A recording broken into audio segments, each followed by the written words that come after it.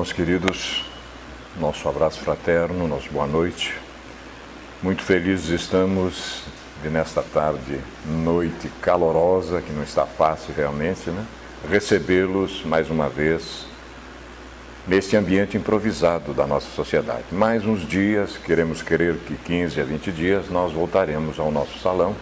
Ele está sendo adequado às circunstâncias da própria lei, né? Ele tinha lá suas deficiências e agora foi feita uma reforma geral no salão. Então, quando nós voltarmos para lá, vamos ter todo o conforto necessário. Por enquanto, estamos improvisados, mas a gente vai se ajustando a esta situação. Um aviso de caráter geral é que nós estamos na nossa regional desde o dia 15 de dezembro e nós iremos até o dia 9 de fevereiro desenvolvendo o plantão doutrinário. De que trata o plantão doutrinário? São mini seminários com 2 expositores e o público interage em torno de 2 horas, mais ou menos, 1h50 se desenvolve esse seminário. Nós estamos fazendo esse ano na Sociedade Espírita Amor e Caridade em razão da falta do espaço que tivemos aqui.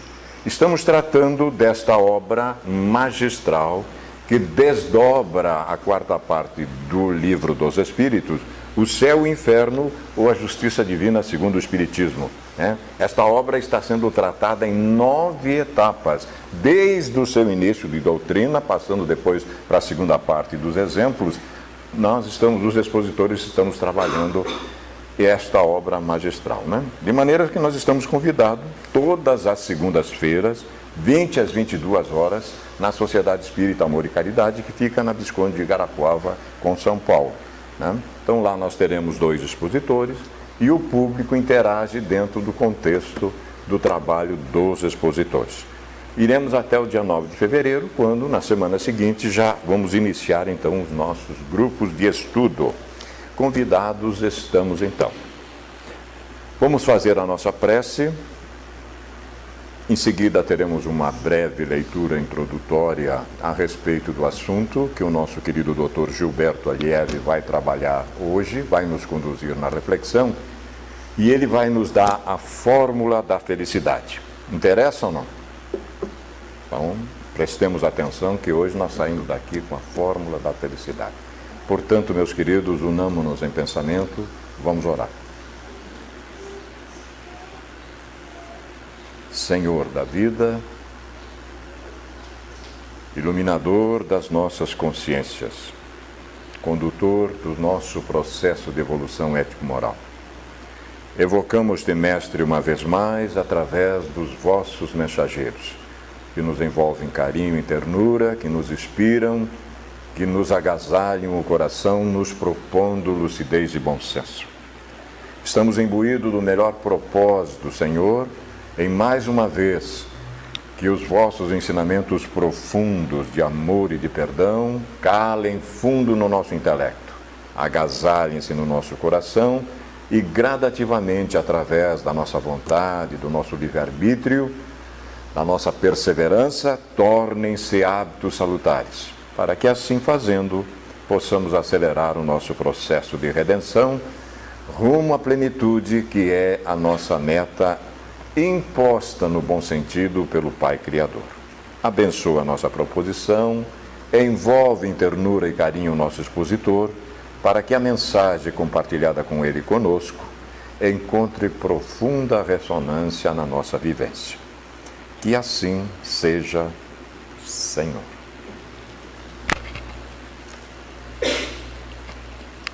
O céu e o inferno, segundo o Espiritismo, tem aqui uma pequena introdução tratando da felicidade. O codificador, Allan Kardec, coloca para nós aqui algo extraordinário.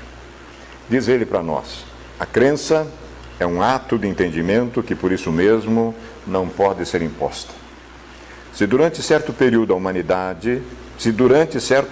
da humanidade o dogma da eternidade das penas se manteve inofensivo e benéfico mesmo, chegou o momento de tornar-se perigoso. O codificador está falando isso há 150 anos.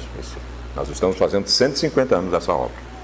Imposto como verdade absoluta, quando a razão o repele, ou o homem quer acreditar e procura uma crença mais racional, afastando-se dos que o professam, o então descrê absolutamente de tudo. Quem quer que estude o assunto calmamente verá que em nossos dias o dogma da eternidade das penas tem feito mais ateus e materialistas do que todos os filósofos.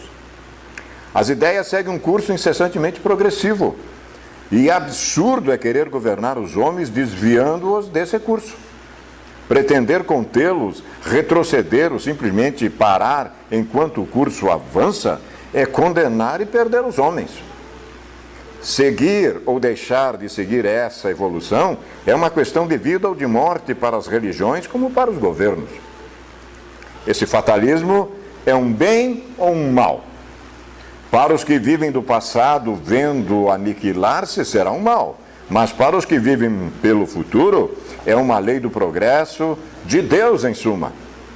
É contra uma lei de Deus, e contra uma lei de Deus é inútil toda revolta, impossível a luta.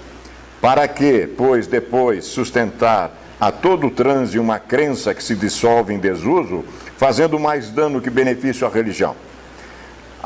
Contrista dizê-lo, mas uma questão material domina aqui a questão religiosa. Essa crença tem sido grandemente explorada pela ideia de que com dinheiro se abrem as portas do céu, livrando das do inferno.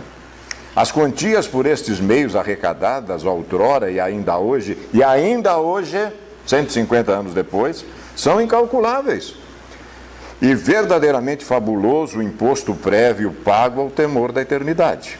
E sendo facultativo tal imposto, a renda é sempre proporcional à crença. Extinta esta, improdutivo será aquele. De bom grado cede a criança o bolo a quem lhe promete afugentar o lobisomem. Mas se a criança já não acreditar em lobisomens, guardará o bolo. A nova revelação, dando noções mais sensatas da vida futura e provando que podemos, cada um de nós, promover a felicidade pelas próprias obras, deve encontrar tremenda oposição, tanto mais viva por estancar uma das mais rendosas fontes de receita. E assim tem sido sempre que uma nova descoberta, o invento, abala costumes inveterados e pré-estabelecidos. A caridade segundo um olhar da doutrina espírita. É isso que nós vamos ter agora, a partir desse momento, que o nosso querido Dr. Gilberto vai nos conduzir na reflexão. Portanto, vamos ouvi-lo. Boa noite a todos. Esse tema sobre a caridade, ele tem uma importância fundamental, extraordinária, no conhecimento da doutrina espírita. No entanto, ele é tão importante e tão falado, que sempre nós podemos dar um novo olhar sobre o tema da caridade. E quando nós vemos lá no Evangelho segundo o Espiritismo,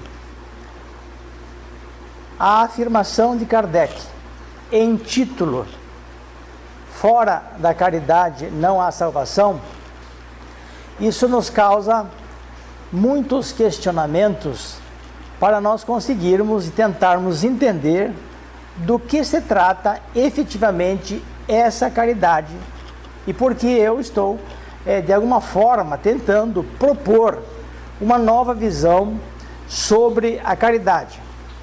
Na verdade, já há uns 2 meses atrás, falamos sobre isso, e é um tema pulsante e que não se acaba, uma vez que ele tem várias características a serem analisadas. Então, se nós formos ler no sentido tradicional, apenas literal, na maneira que nós víamos anteriormente, a frase isoladamente, fora da caridade não há salvação, nós teríamos um problema na questão da evolução, porque se não houvesse necessidade lá fora, que eu não precisasse ajudar a ninguém, fazer a caridade no sentido que nós estamos colocando, eu estaria privado de evoluir, porque a maneira como nós lemos diretamente é uma maneira que nós só evoluiríamos quando estivéssemos fazendo a caridade a outrem. Então nós vemos que há algo a ser questionado. E há algo que a doutrina espírita não coloca, e esse algo, na verdade, Allan Kardec esclarece de uma forma magistral. Então todos nós conhecemos, e muito falada, a questão 886 do Livro dos Espíritos, quando Allan Kardec, os Espíritos perguntam qual o verdadeiro sentido da caridade como a entendia Jesus. Benevolência para com todos, indulgência para com as faltas alheias e perdão das ofensas. Então aí nós temos uma situação muito interessante a ser analisada, porque quando nós observamos que duas dessas partes, a indulgência e o perdão, são situações ou ações que acontecem em nossa interioridade, em nosso interior, e elas são fundamentos e elementos da caridade, nós começamos a perguntar como que se dá esse processo. Porque todos nós temos uma visão de que a caridade é sempre, se nós pudéssemos fazer um gesto, e nós sempre estamos estendendo a mão para alguém. Então eu estou fazendo a caridade, eu estou estendendo, dando alguma coisa a alguém. E que de verdade não é errada, apenas é muito incompleta. Uma vez que, quando você analisa a questão da indulgência para com as faltas alheias, nós vamos observar que na indulgência, na virtude da indulgência, quando nós temos a indulgência, se nós conseguirmos alterar e modificar a maneira de julgarmos os outros, que aí nós nos reportamos naturalmente a questão do ensinamento de Jesus, não julgueis para não serdes julgados, porque à medida em que julgardes também será com a mesma medida julgado.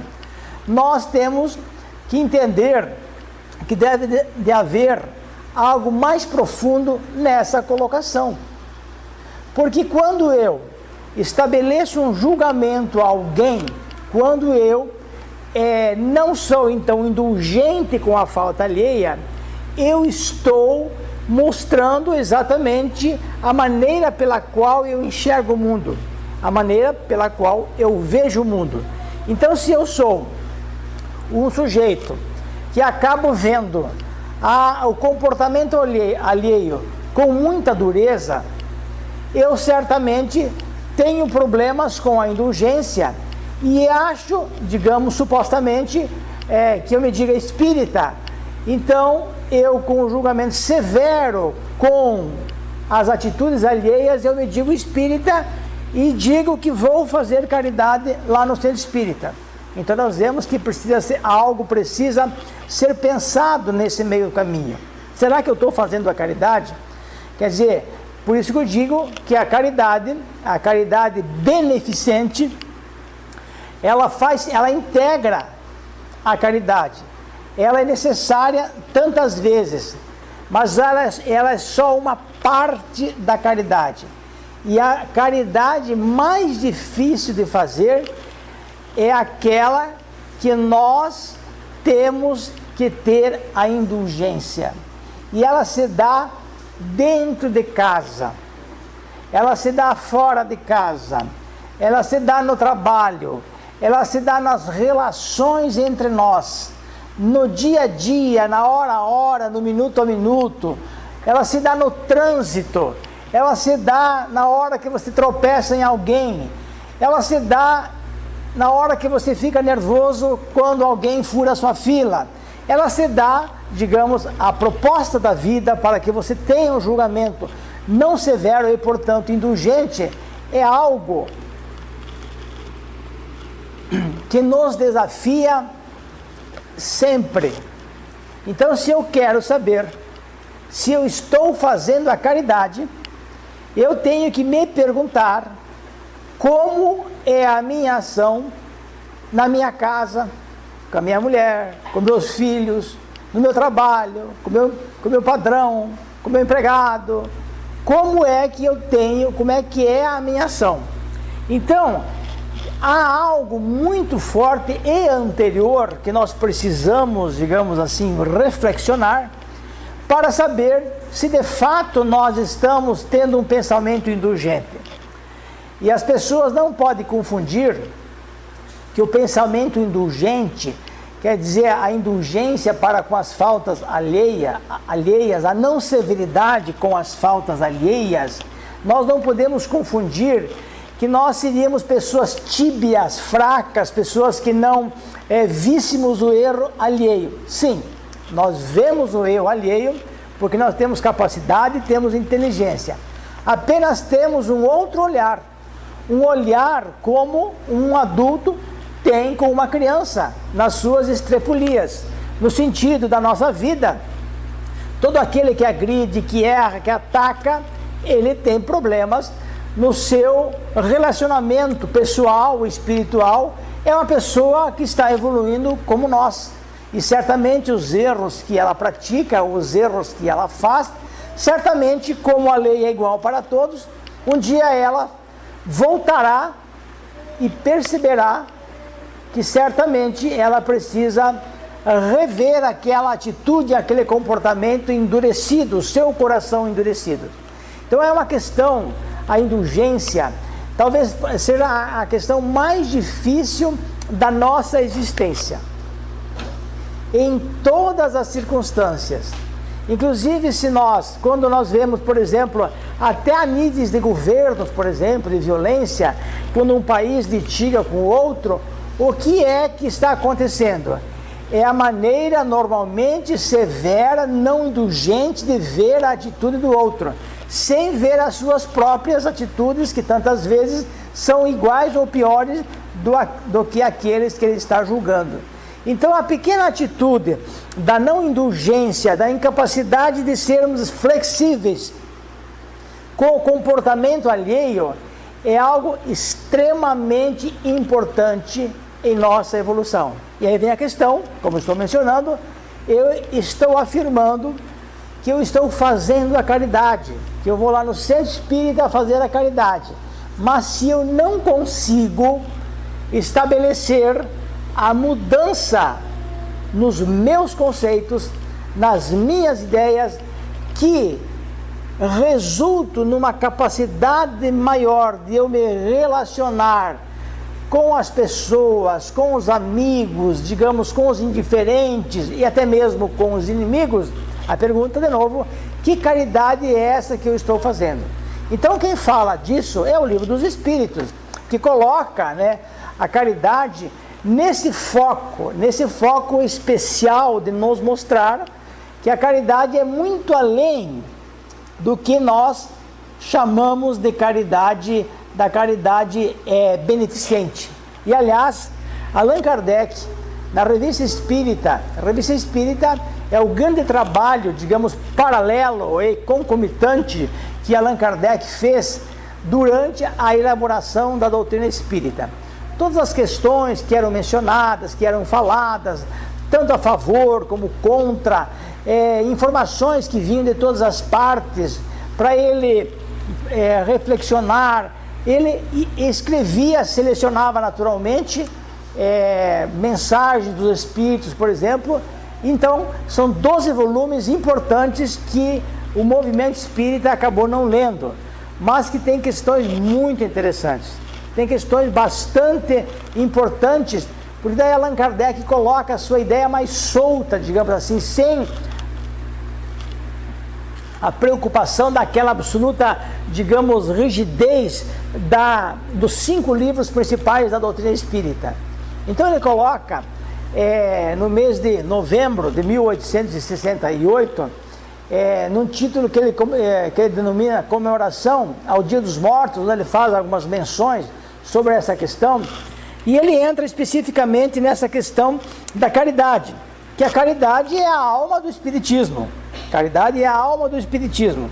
Daí novamente eu faço a pergunta e a questão, que quando nós vemos a frase como esta ou como aquela do Evangelho segundo o Espiritismo, fora da caridade não há salvação, nós temos quase que por impulso aquela ideia de que eu tenho que estar fazendo alguma coisa para fora de mim, alguma coisa que eu tenho que estar ajudando alguém, que eu tenho que estar estendendo a mão para alguém, o que não tem nenhum problema. O grande problema é que quando você pensa dessa forma, sente dessa forma, estendendo as mãos, você esquece de primeiro colocar as mãos dentro dos seus defeitos, dentro da sua incapacidade de você fazer a alteração e a modificação e a reflexão sobre o seu pensamento. Então essa que é a grande questão e essa é a grande reflexão que a doutrina espírita nos possibilita. Então eu digo, não, de fato, fora da caridade não há salvação. Allan Kardec disse isso e eu vou trabalhar para fazer a caridade. Depende como você vai fazer. Depende o que passa dentro de você. O mesmo ato que eu e o Vaninho estamos fazendo para duas pessoas com o mesmo problema, a minha posição pode ser absolutamente egoísta, a dele não, desprendida. Embora a fotografia minha possa ser melhor do que a dele. O que vale é a questão da interioridade. Aquilo que passa efetivamente dentro de nós. E para isso, quem é testemunho disso é a própria lei. A própria lei, é Deus que testemunha das nossas ações. Por isso até que fica difícil de nós fazermos um julgamento para o outro. Dizermos se alguém trabalhando, digamos que fosse numa casa espírita, numa creche, ou numa atividade qualquer, numa igreja, em algum local, dizer se a pessoa de fato está fazendo a caridade ou ela está, de alguma forma, tendo problemas, em que ela usa aquilo muitas vezes até como uma fuga para não fazer o enfrentamento da sua interioridade. Então nesse texto da Revista Espírita, de 1868, Allan Kardec faz uma diferença nessa questão da caridade benevolente e da caridade beneficente. Lembremos que no conceito do entendimento como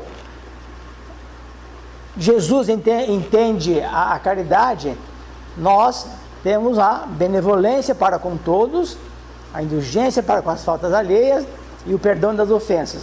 E aí o Kardec, então, lá na frente, na Revista Espírita, ele explica um pouquinho melhor desta parte que, na verdade, nós vemos que ele divide, inclusive, a benevolência, porque a leitura de muitos de nós, na questão da benevolência, seria imaginar que a benevolência seria aquela questão da caridade, então, que ele vai definir aqui, beneficente, em que eu estou dando coisas de ordem material, por exemplo. Daí ele diz assim, a caridade é a alma do Espiritismo. Ela resume todos os deveres do homem para consigo mesmo e para com os seus semelhantes. Eis porque podemos dizer que não há verdadeiro espírita sem caridade. O campo da caridade é muito vasto, então aí nós percebemos que aí é uma questão muito ampla. Ele compreende duas grandes divisões na falta de termos especiais. Podemos designar pelas expressões caridade beneficente e caridade benevolente. Compreende-se facilmente a primeira, que é naturalmente proporcional aos recursos materiais de que se dispõe. Então, ele coloca a beneficente em correspondência aos recursos materiais que você tem, ou você dá. Então, você vê que ele não está criando naturalmente uma condenação. Ele também chama de caridade a caridade beneficente. No entanto, ele coloca, mas a segunda, quer dizer, que é a caridade benevolente, está ao alcance de todos, tanto do mais pobre quanto do mais rico. Se a beneficência é forçosamente limitada, nada além da vontade poderia colocar limites à benevolência. Então a benevolência seria uma explicação, digamos, do próprio termo mencionado no Livro dos Espíritos, que não há limitações à benevolência, porque a benevolência, ela, claro, é muito mais do que isso. Mas, voltando para a tese da indulgência, que é uma questão do julgamento que nós fazemos da atitude alheia, que nós conectamos com o pensamento de Jesus do não julgueis para não ser julgado, que eu acho que é isso algo de extrema importância para nós refletirmos. Então, quando nós, se o nosso julgar for severo, né, com a atitude alheia, como é que eu vou me dispor a fazer a benevolência, a caridade benevolente para com o outro? Porque eu olho para o sujeito e falo, você não precisa, não, está sofrendo porque merece. Então, se o meu julgamento, que é a questão da indulgência, ele não for, digamos, um julgamento então benevolente, para misturar as palavras, eu não consigo sequer ter a possibilidade e a vontade de manifestar uma ação caridosa a outra pessoa. Então, se nós formos observar, tudo acaba se resumindo, ou fortemente se acaba resumindo, na questão de que o meu julgamento vai definir a minha ação, a minha atitude, o quanto eu sou, o quanto eu não sou caridoso, no sentido daquela salvação que eu preciso. Fora da caridade não há salvação. Então nós percebemos como Allan Kardec tem uma percepção extraordinária sobre esse tema, porque, como disse no início, se fosse levar ao pé da letra, sem reflexão e sem leitura do próprio texto, fora da caridade não há salvação, poderíamos entender então que sem o sofrimento alheio não poderia evoluir, não poderia me salvar, o que seria uma contradição, seria algo assim impensável, porque principalmente no campo material, por exemplo, há largas populações que já não precisam mais, precisamos sim da caridade benevolente, aquela caridade em que você acaba tendo que julgar as pessoas de uma forma mais flexível. Então essa é a grande dificuldade. A pessoa fala, não, se a pessoa me ataca, eu respondo na mesma moeda. Você é exatamente, digamos, a mesma coisa daquilo que você julga. Então nós vemos que a indulgência é algo que nós deveríamos levar assim para uma grande reflexão. Como que eu estou julgando o outro? Mas por que eu estou sendo severo com o julgamento alheio? Aí eu tenho que fazer algumas reflexões. Vamos tentar dar algumas questões. Qual é a base de um julgamento? Julgamento de qualquer coisa, que fosse no processo judicial, que fosse, digamos, da pessoa que está ao meu lado me incomodando, qualquer situação da vida, qual seria o fundamento para que eu possa julgar? Ou, se quiser falar, que eu fosse um pesquisador, né? Um pesquisador, digamos, de alguma coisa ligada à ciência. O que eu preciso para fazer um julgamento mais, digamos, adequado, um julgamento mais próximo do que fosse real, verdadeiro? Eu preciso de ter praticamente todas as informações. E aí é o seguinte, eu sou um espírito de velhas lutas, de velhos erros, de várias encarnações, e sequer nem eu me conheço.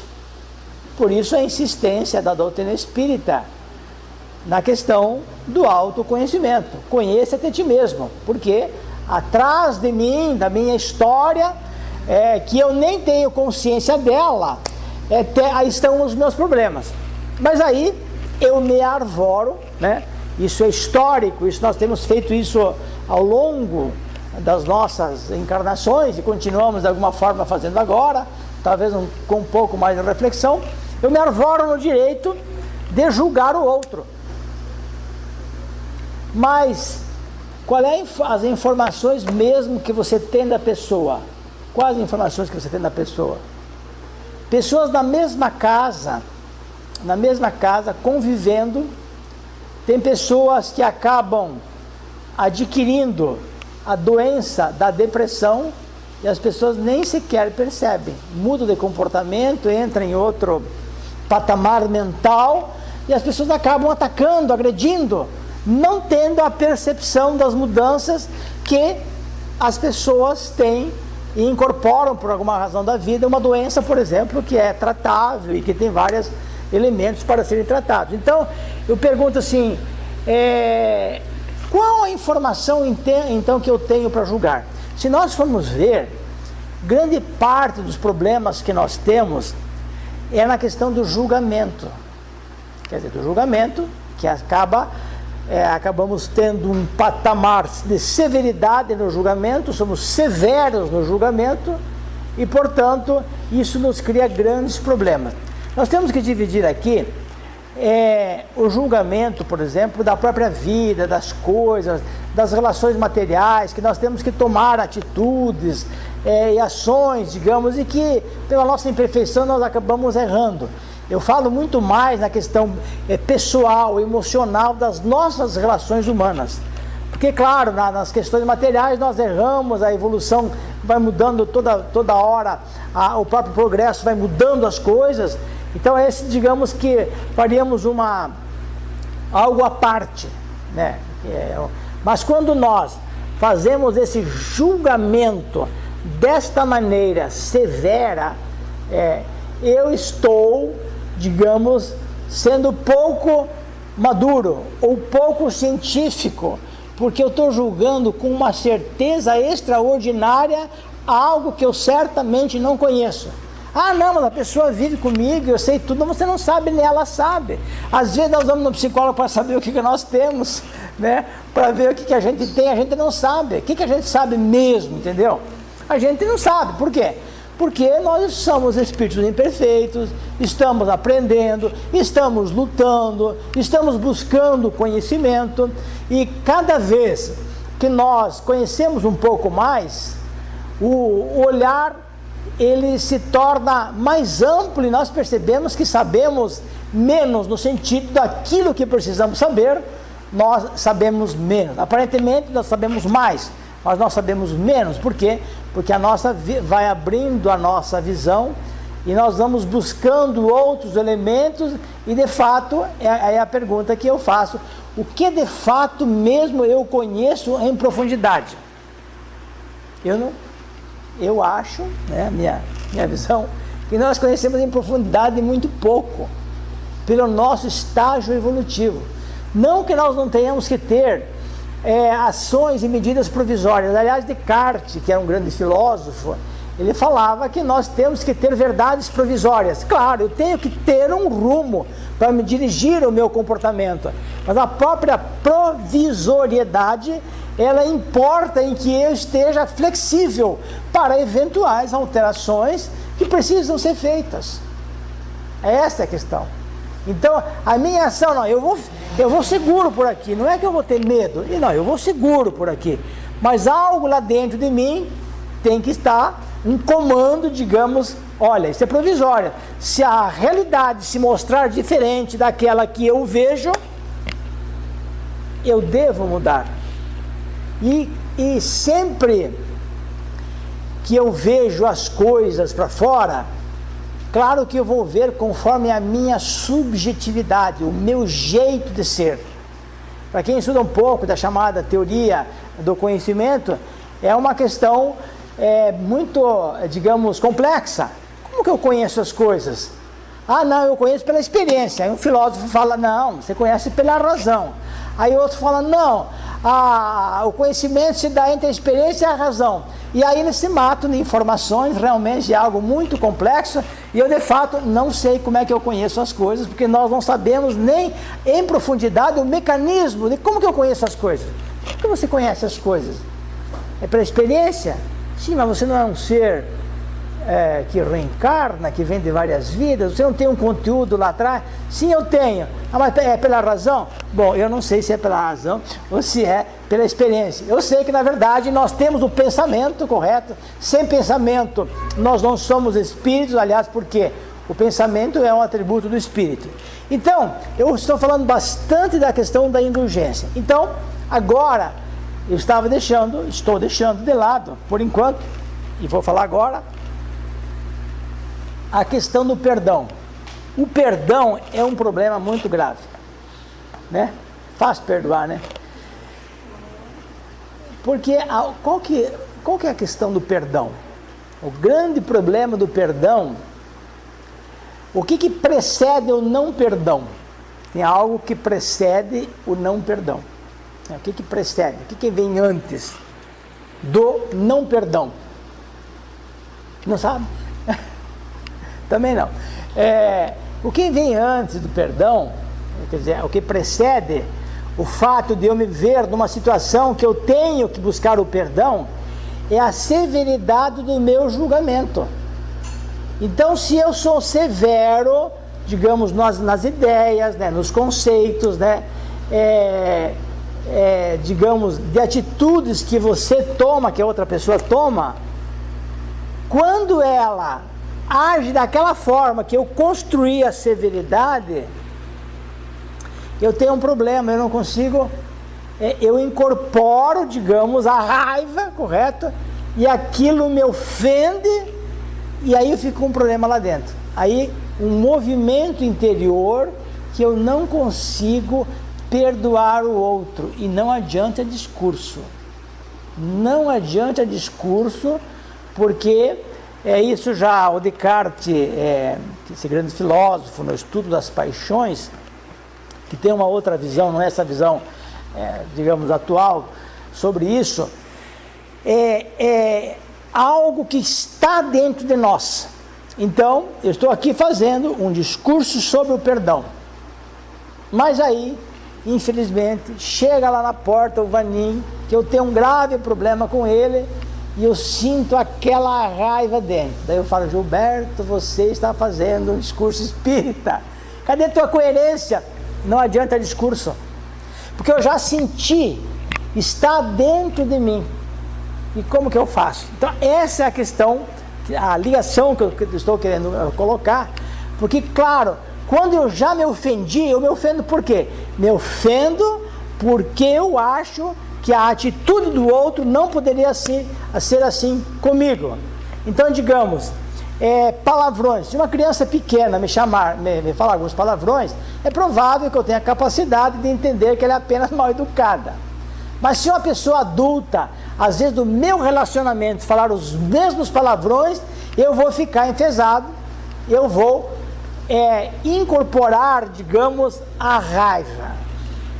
E aquilo fica dentro de mim, fica trabalhando dentro de mim. Aí eu estou feliz, coisa e tal. De repente, aquele meu inimigo, eu enxergo em algum lugar, ele acaba morando dentro de mim. O problema de nós nos vingarmos das pessoas, quer dizer, é que nós queremos acabar com o nosso inimigo, é que ele mora dentro da gente. Ele é um sujeito que nós queremos eliminá-lo, e quanto mais nós pensamos em eliminá-lo, mais nós abraçamos ele. Isso nos incomoda fortemente. E o que fazer? O que fazer? Bom, aí são duas situações. O ato preventivo, para que eu não tenha necessidade de perdoar, é uma personalidade flexível, compreensiva, sabendo dos fundamentos que a doutrina espírita nos dá, de que somos espíritos imperfeitos, e que por mais que a pessoa se mostre arrogante, digamos, agressiva, ela é, no campo da espiritualidade, um ser menor no sentido da evolução, um ser que não cresceu espiritualmente. Claro que é difícil termos esse julgamento, mas é algo verdadeiro, porque um dia ela vai refletir para mudar o seu comportamento, e provavelmente voltará, digamos então, a pedir desculpas às pessoas que ela tem agredido no passado. Mas se nós tivermos a capacidade de antes mudarmos isso, nós não incorporaremos o comportamento do outro. Mais ou menos de forma rápida, alguém, um discípulo, alguém foi ter atitudes agressivas com o seu mestre, e quanto mais este discípulo ou pessoa agredia no sentido verbal esse mestre, mais ele se tornava calmo. E aí outro discípulo pergunta mais: mestre, mas você não reage? Mas como? E a resposta: não, se eu reagir, quem está determinando o comportamento será ele, não sou eu. Estaria tirando a minha liberdade. Então, claro, é um processo que não é fácil, mas digamos, nesse exemplo, quando eu me ofendo, né, que eu acabo não perdoando, o outro entra dentro de mim e eu não consigo mais facilmente tirá-lo. Essa é a questão, eu não consigo tirá-lo. Isso vem da onde? Da severidade do meu julgamento. Então eu observo aqui que a severidade da minha atitude, do meu comportamento, da minha ação, da minha atitude, faz com que isso determine inclusive a minha própria felicidade do dia a dia. Do dia a dia. Tu poderia perguntar, sim, mas aonde que fica o amor? Sim, quando você tem amor, o teu julgamento é um julgamento amorável, é um julgamento suave, é um julgamento que não está constrangido por pensamentos agressivos. Então, claro, você quando coloca a caridade, Allan Kardec, como benevolência, perdão e a indulgência, ela abrange todas as ações da nossa existência.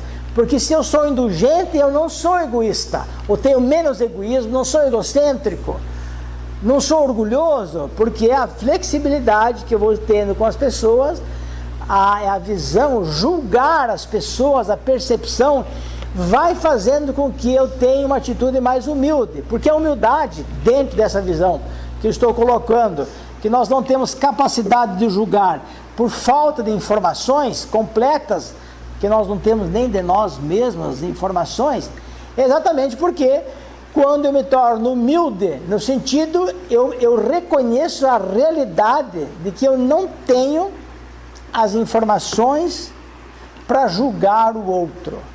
E claro, esse é um processo que nós temos que mudar na nossa mente, porque nós viemos provavelmente de encarnações múltiplas, sendo e tendo a atitude mais fácil, que é condenar o outro, julgar o outro, dizer como é que tem que ser o comportamento do outro. E a grande questão é a capacidade de nós fazermos a interiorização, a volta para dentro de nós.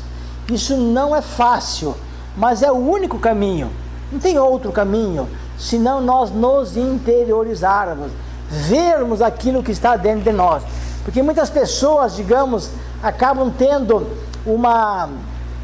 um comportamento por fora estereotipado, um comportamento onde essas pessoas acabam mostrando, digamos assim, uma suavidade, mas que escondem aquilo que ele não conseguiu resolver dentro de si. Se alguém lhe pisa no calo, você conhece a pessoa. Então nós temos que nos antecipar, porque aí vem uma questão de ordem espiritual que a doutrina espírita nos pontua de forma brilhante. Se eu não estou sendo indulgente para com as faltas alheias, e portanto duro, severo, que espíritos estão do meu lado? Que tipo de espíritos? Que qualidade de espíritos estão do meu lado, me estimulando a ser mais severo ainda? Né? Todo mundo já sabe que não são os espíritos bons. E portanto isso é uma energia que me constrange até, que às vezes muitos de nós podemos observar que quando vamos julgar, de repente vem julgamentos mais severos ainda, de repente do nada, que a gente habitualmente imagina, daí você mesmo fala, não, mas é meio exagerado, né? É quando você consegue fazer a reflexão que o espírito, digamos o espírito inimigo, tentou aumentar o processo. Mas em contrário, se eu sou um espírito com flexibilidade, lógico que flexibilidade no sentido é uma maturidade do ser, não é algo assim que a flexibilidade acontece no sentido de você não reagir, porque daí é o sujeito apático, deixa tudo acontecer e não age. Não é assim. É uma maturidade. Então, nesse campo, o espírito amigo, o meu pensamento atrai não só a penetração do meu amigo espiritual, como de tantos amigos outros que estão ao nosso redor. E aí eu vejo a vida mais colorida e o defeito do outro sem tanta dureza, sem tanta agressão. Nós observamos, nós podemos fazer uma observação durante o dia.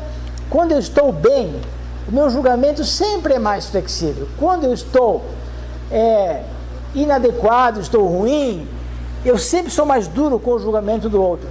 Então nós vemos que a doutrina espírita tem esse fantástico manancial de informações para mostrar que a visão da caridade, ela importa muito mais do que aquilo que nós entendemos. Importa, na verdade, na transformação de você mesmo, na transformação do ser.